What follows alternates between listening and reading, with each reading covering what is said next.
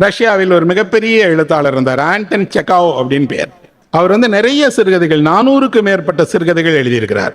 அவரை எழுதியது ரஷ்ய மொழிகளாக இருந்தாலும் கூட உலகம் முழுக்க இருக்கக்கூடிய எல்லா நாடுகளிலும் அவரை மொழிபெயர்த்திருக்கிறாங்க. அவ்வளவு சிறந்த கதாசிரியர் அவர். எதை எழுதினார், ஏன் கதை முக்கியமானது என்பதற்கான கதையை எழுதியிருக்கிறார். ஒரு குதிரை வண்டிக்காரன், அந்த குதிரை வண்டிக்காரனுடைய மகன் அன்று காலையில் இறந்துட்டான். குதிரை வண்டிக்காரனுக்கு தன் மகன் இறந்து போன துக்கத்தை யாரிடமாவது சொல்லணும். யார்கிட்ட சொல்றதுன்னு தெரியல. ஒரு வாடிக்கையாளர் அவருடைய குதிரை வண்டியில் ஏறுறார். ஒரு குறிப்பிட்ட இடத்துக்கு போக சொல்றார். போகிறார். போகும்போது அந்த ஆளிடம் இவன் பேச்சு கொடுக்குறான், ஐயா இன்னைக்கு என்ன நடந்ததுன்னா அப்படின்னு. அவர் சொல்றாரு, எப்பா என் வேலையை பார்க்க விடுப்பா, உன் கதையெல்லாம் கேட்க எனக்கு நேரம் இல்லை, அமைதியா வண்டி ஓட்டுங்கிறார். போய்கிட்டே இருக்கான். கொஞ்ச தூரத்துக்கு கழிச்சு அவன் சொல்றான், ஐயா இன்னைக்கு என் பையனுக்கு என்ன நடந்ததுன்னா அப்படின்னு. உன்னை பத்தியே கேட்க தயாராக போது உன் பையனை பத்தி ஏப்பா கேட்கணும், கேட்க மாட்டேன். அவரோட இடத்துல கொண்டு போய் விட்டுட்டு அவர் கொடுக்குற கட்டணத்தை வாங்கிக்கிறான். அடுத்த பயணி வருகிறார்.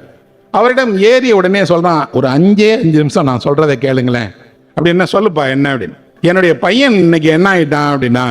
என்ன செத்து போயிட்டானா? ஆமாங்க, உலகத்துல பிறந்தா சாகத்தான்ப்பா செய்யும், வேற வேலை இல்லை, வண்டி ஓட்டு அப்படிங்கிறார். அன்று முழுவதும் அவன் ஒவ்வொருவராக தன் மகன் இறந்து போன துக்கத்தை சொல்வதற்காக வண்டியில் ஏறுகிற ஒவ்வொருத்தரையும் பேச தொடங்கும் போதெல்லாம் மறுத்துடுறாங்க. காது கொடுத்து ஒருவர் கூட கேட்க தயாரால். உங்களை தானே கொண்டு போய் நான் விடுறேன், கூலியெல்லாம் தர்றீங்கல்ல, அந்த வர்ற நேரத்தில் நான் சொல்ற கதையை 5 நிமிஷம் கேட்டா என்னன்னா கேட்க தயாரால். மாலை ஆகிறது, எல்லாரும் போயிடுறாங்க. குதிரை மட்டும் நிற்கிறது.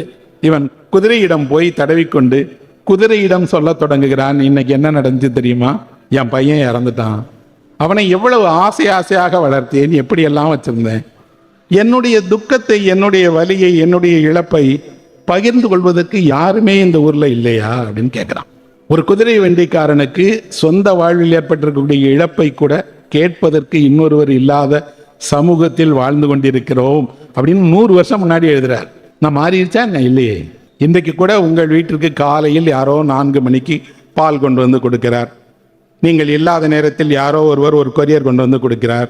அவருக்கு பிள்ளைகள் இருக்கிறார்களா, அவர்கள் என்ன படிக்கிறார்கள், அவர்கள் என்ன மதிப்பெண் வாங்கினார்கள், எங்கிருந்து, எதுவுமே நமக்கு தெரியாது. பல நேரங்களில் அவர்கள் பெயர்கள் கூட தெரியாது. உங்கள் வீதியிலேயே அவர் காய்கறி விற்பவராக இருப்பார். காய்கறி விற்பவர் என்று தெரியுமே தவிர அவர் யார், காய்கறிக்கு பிறந்தவரா என்ன? இல்லையே. அவர் பெயர் தெரியாது. அவருக்கு ஒரு சொந்த வாழ்க்கை இருக்கும் என்று நாம் நினைத்ததில்லை. சில நேரங்களில் ஆச்சரியமாக இருக்கும், அவரோடு கல்லூரியில் படிக்கக்கூடிய அவருடைய மகளோ மகனோ கூட வியாபாரத்துக்கு வருவாங்க. அப்படி என்றால் நாம் நம்மை பற்றி யோசிக்கிறோமே தவிர நம்முடைய உடனிருப்பவர்களை பற்றி யோசிப்பதில்லை. செக்காவ் சொல்கிறார், அவர் தன் மகனுடைய இறப்பை ஏன் ஒரு கதை சொல்லணும்னு சொல்றார். எல்லா இழப்பும் கதை வடிவத்தில் தான் எஞ்சுகிறது. ஒன்றை இழந்த உடனே ஒரு மனிதன் ஒரு கதையை சொல்ல ஆரம்பிச்சிடான். ஒரு வீடு இடிந்து போய் கிடைக்கிறதா, நீங்க போய் பார்த்த உடனே சொல்லுவாங்க, அந்த வீட்டுக்கு ஒரு பெரிய கதை இருக்கு சார். வீட்டுக்கு ஒரு வரலாறு இருக்கிறது, வாழ்ந்த வரலாறு இருக்கிறது, மகிழ்ச்சியினுடைய அடையாளம் இருக்கிறது. அங்கிருந்து என்னெல்லாம் மகிழ்ச்சியை அனுபவித்தார்களோ அவர்கள் அத்தனை பேருடைய வாழ்க்கையும் இருக்கிறது. ஆனால் அந்த வரலாற்றை நாம் என்ன சொல்லால் குறிப்பிடுகிறோம் என்றால் கதை இருக்கிறது என்று சொல்றோம். யாரோ வருகிறார் உங்கள் வீட்டில், உங்கள் சோரில் மாட்டப்பட்டிருக்கக்கூடிய உங்கள் தாத்தாவை பார்த்து கேட்கிறார், இவர் யார் என்றால் எங்க தாத்தா சார், அவருக்கு ஒரு கதை இருக்கு சார்னு சொல்றோம். அப்படின்னா எல்லோருக்கும் கதை இருக்கிறது. கேட்பதற்குத்தான் செவிகள் இல்லை, கேட்பதற்குத்தான் இன்னொரு மனது இல்லை. கதைகள் ஏன் நினைவில் எப்போதும் வைத்துக்கொண்டே இருக்க வேண்டும் என்றால் கேட்க கேட்க கேட்க அந்த கதை வழியாக அனுபவத்தை, ஞானத்தை, உலகை புரிந்து கொள்வதற்கான ஒவ்வொன்றையும் நீங்கள் புரிந்து கொள்வீர்கள். ஒரு மனிதன் ஏதாவது ஒன்றுக்காக ஆசைப்படுகிறான் என்றால் அவன் பேசுவதற்குத்தான் அதிகம் ஆசைப்படுகிறான்.